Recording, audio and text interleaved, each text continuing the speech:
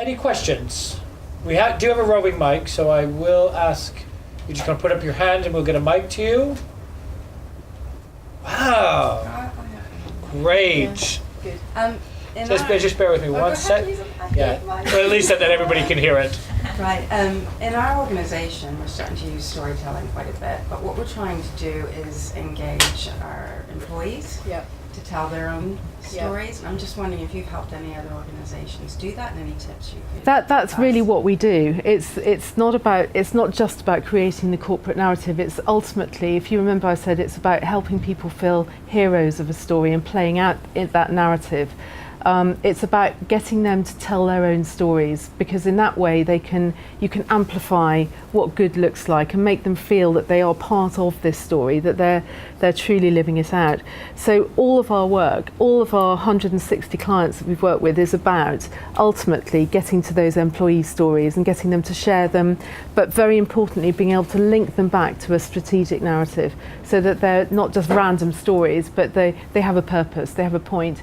And that they're stories that are strategically important, even though they're just small little stories. I could tell you hundreds of stories that we've heard, some of them are hilarious, but that's really what it's all about, is getting the employees involved in this story. And it's really very much also about creating opportunities for them to bring their stories forward. And that's, again, bringing it back into the brand story. It's about how you create those opportunities that will allow you to capture them, but also articulating where they fit into the brand story. Yeah. What part of the journey are they, but how it actually is part of your brand personality. So I think at the moment it's more they see it as another thing they need to do, because we're asking them to start to think about it, and we're asking them to think about how they're linking what they're doing on a day-to-day basis based on the strategic you need to have that strategic hook, something for them to hang their stories off. We did a fantastic piece of work with the Wynn in Las Vegas. I don't know if anyone's been to the Wynn in Las Vegas, but Steve Wynn called us. This is in our very early days when we didn't even have a love office in London, and I was thinking, it's 6 o'clock, time for a glass of wine, and Steve's secretary rang and said, can you get over here, I think we need you. And he had just started this new resort with 9,000 new employees. And we created a story like that for him. And then they created an internal campaign, a poster campaign. So all of the bellboys, the florists, the chefs, the restaurant managers, the chambermaids, the front desk, everyone in the business celebrated the small little things they were doing for their customers, because it was all about creating an experience so guests would never want to leave and spend their money in the Bellagio.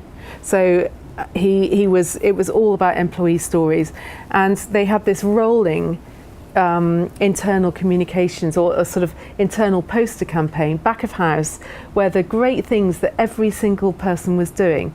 These are really tiny little stories about somebody who showed a couple, they were on their way out, clocking off for the day, and they took some time to show a couple where the ballroom was. I mean, these are really small events, but it's about creating this sense of we're all in this together and we're all playing our little part, however small it might be. It's inspiring.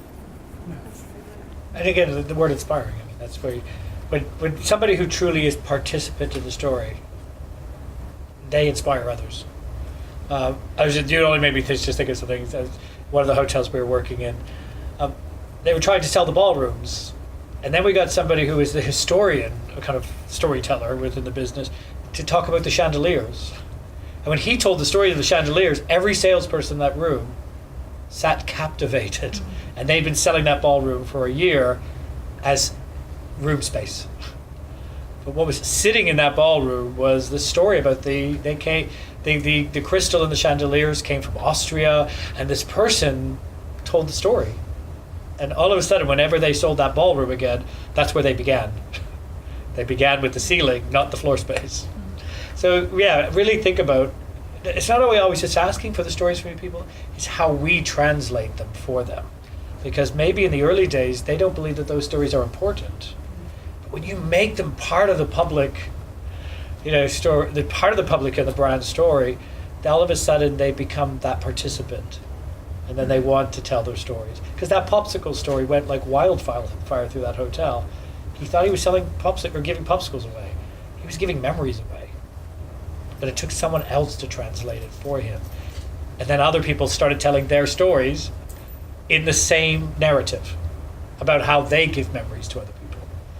I'm quite interested, Alison, in how you gather the stories, because invariably employees are quite shy and they don't always know what a story is, and they don't necessarily think what they've done is particularly important. So do you have particular interventions, or do you interview, or how does that work? Well, the way we don't do it, but we show leaders how to do it, and we also create ambassador networks in organisations. So the ambassador's job is to go and, like sniffer dogs, go and find these stories.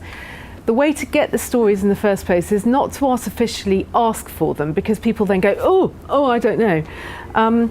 You need to get them through like a bit of a Trojan horse by starting team conversations that start to look at that corporate narrative to say, what are we doing in our part of the business to contribute?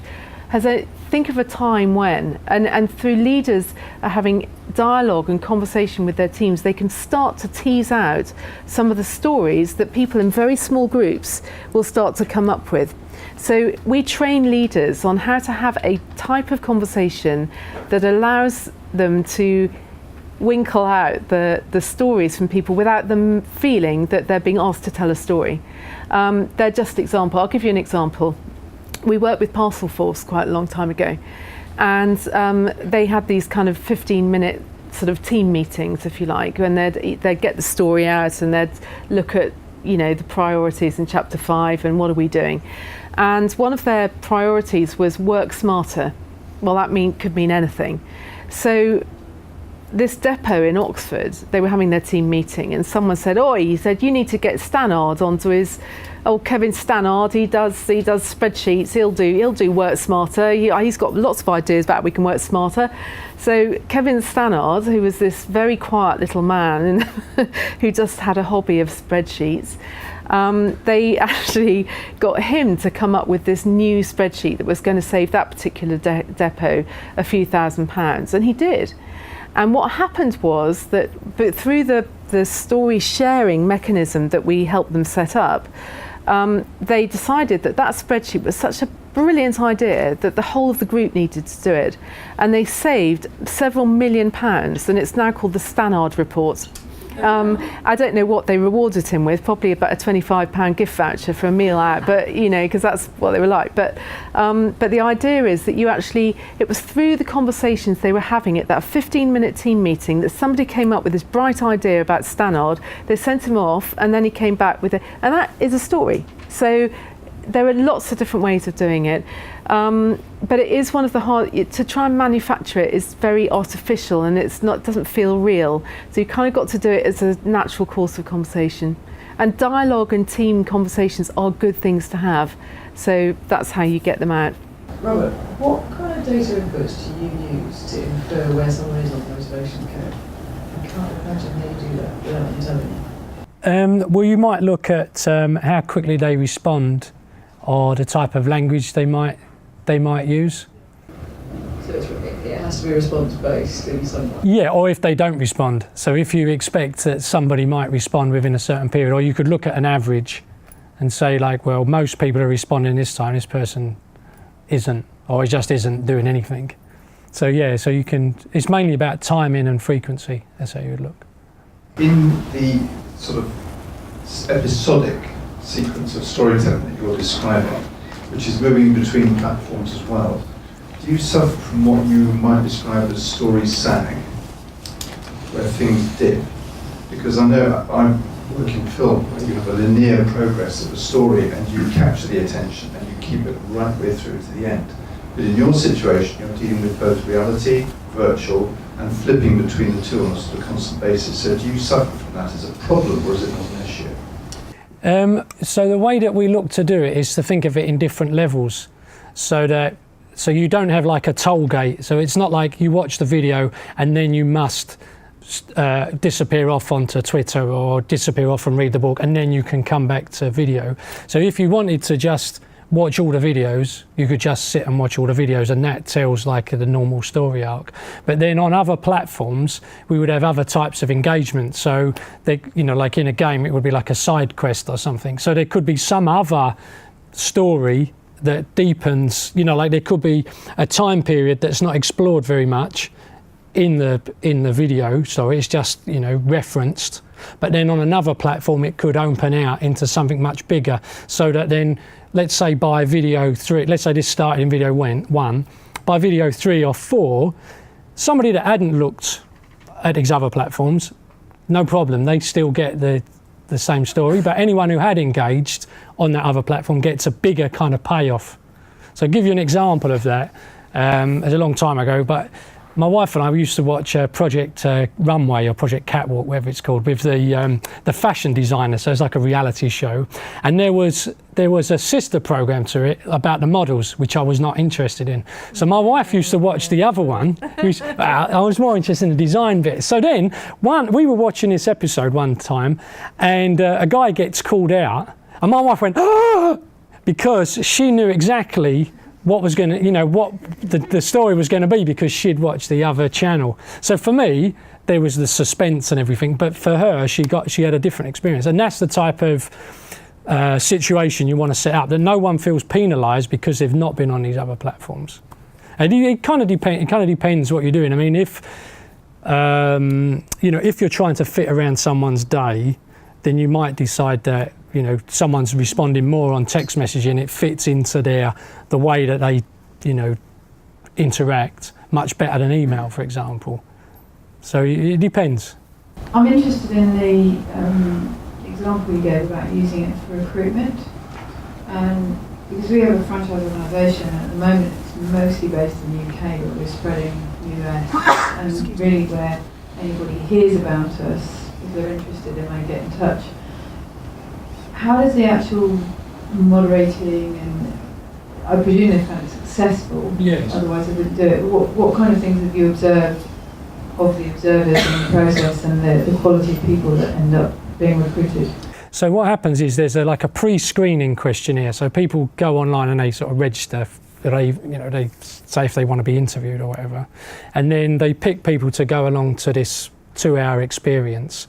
And the facilitator, she has prompts that come up on her tablet. So everybody comes in, they normally do it 25 at a time in teams of 5. And each team of 5 has its own observer. And then there's a facilitator which oversees all 25. So what happens is she explains what's going to happen. And then when she presses a button, the process kicks off, like the first story nugget, you know, the first sort of plot point. And then as the teams interact, the observers and the mediator are told what sort of behaviours they want that is consistent with that organisation. So if they're like a results orientated company, then there's certain solutions that they're looking for from these participants based on the story, that would indicate that this is a results-orientated person and not someone that was more, I don't know, let's say people-based. I mean, I'm not an expert in that area, but there's like 5 different culture types. And what they do is they select the game based on the culture type for that particular organisation. So, you know, that's all in the sort of the pre-analysis with a client, what is it you're looking for, and then they go through. So what it's allowed them to do is scale their knowledge. So rather than have one consultant that is the only one that can run these types of exercises, now they can sort of get lots more people, and sometimes they get clients to run it as well, because the knowledge and stuff that they're looking for is all kind of scripted for them. And so is it online that do you have to be operating in the same physical space, or potentially they could be tuning in? Potentially they could be anywhere, but because it's all web-based, but physically they do it all in one, because I think it's part of the whole recruitment thing. So they get them in and they give them a spiel, and then they set them the task, and then all the observers and the facilitator have a wash-up session at the end. So as they've been going through, they've been sort of scoring people, and then they have a discussion and they have a ranking, and then they decide, you know, who are the top and who are the not so good. And have they found it positive in terms of the quality? Oh yeah, they love it, yeah. And what they're doing now is they're selling it to other management companies. Like, so they've them and us developed this experience. So they're the subject matter experts, we're the technology engagement sort of people. So we've developed it, and now what they're doing is they're going around to other consultancies, selling it to them so that they've got like a new business tool that they can sell in.